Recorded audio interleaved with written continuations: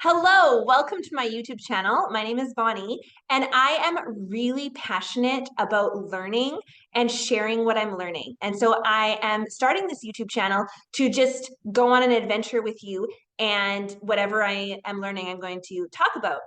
And I went kind of back and forth about what I wanted my first kickoff YouTube video to be all about. And I decided 3 or 4 days ago that it should be the single most difficult lesson that I have had to learn.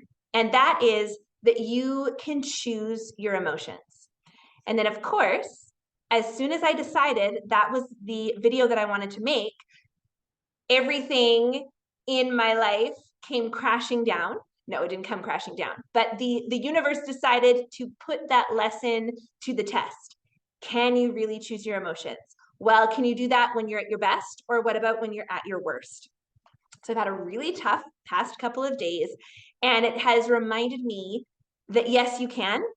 It's a skill that you can learn and can be taught.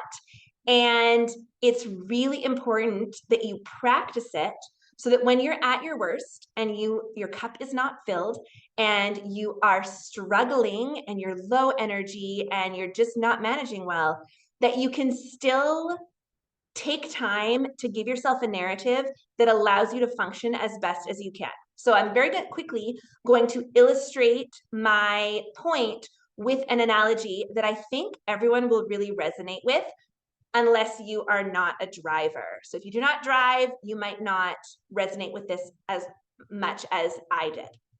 So I've heard for probably 20 or so years that you can choose your emotions. And I did not believe a single person that told me that. I thought for sure emotions just happen to you. I can't control what I'm feeling. It overwhelms me. Like I just get mad. I'm just sad, all of these things. And I don't know what clicked in the final message, but I remember sitting in traffic and sorry, I wasn't sitting in traffic, I was driving. And somebody cut me off, and I experienced road rage. And I was furious at this person, this jerk who cut me off. And something in my brain said, wait a second, you can choose what you're feeling. And I went, interacting with myself, I wonder if I can.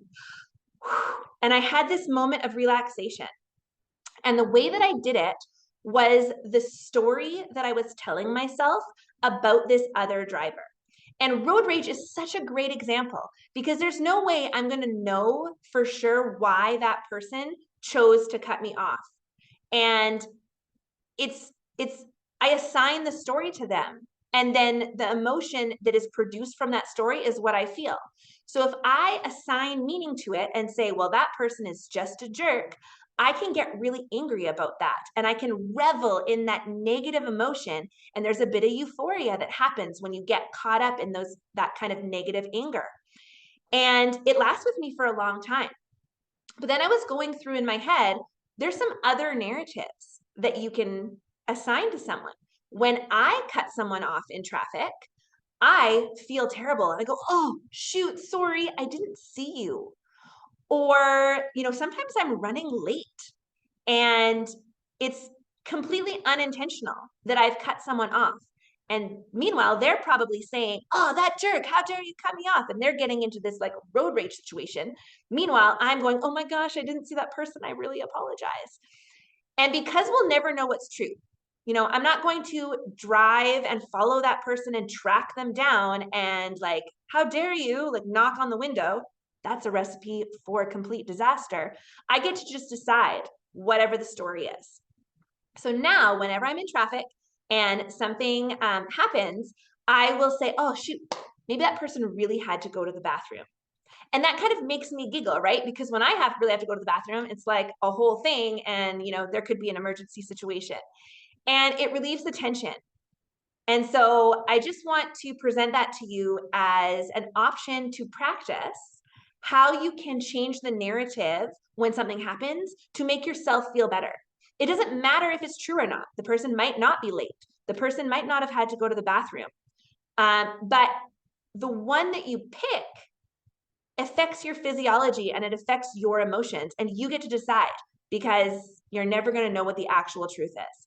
And then there's one more that can really help. It triggers compassion for the most part. And you can put yourself in their shoes, or you can think about, oh, maybe that person's in a hurry because they just got a negative phone call about a loved one who's in the hospital, and they are rushing and are trying to get there because they're in a panic situation because there's some trauma. You can even hear it in my voice how much that shifted my emotional state and my physiology. Like, it just put me into a place of compassion and feeling bad for this person. And now I'm not in a road rage kind of anger. So that is my suggestion to you, that if you want to start getting a handle on your emotional state and flipping your physiology so that you can function as best you can, practice it in traffic and in a kind of a road rage situation, because you'll never know what the truth is. And it's a practice. And let me tell you, it is a practice, because it's easier to do things when you're 100% and you have high energy and you are like living your best life and you're really excited. And man, oh man, is it harder to change the narrative when you are lacking sleep and you are not getting enough calories and you are tired and your baby is keeping you up at night and there's crisis at work that you're trying to manage. It is so much harder to keep yourself emotionally regulated. And if you have practiced this strategy, those pathways in your brain are going to be more developed, and it's going to become easier to do it even when you have a small cup. So thank you so much for listening. I have another really difficult lesson that I am continuing to learn for my next video, and I'm excited to share it with you. So hopefully you tune in there. Have a wonderful rest of your next minutes. For me, I'm going to bed.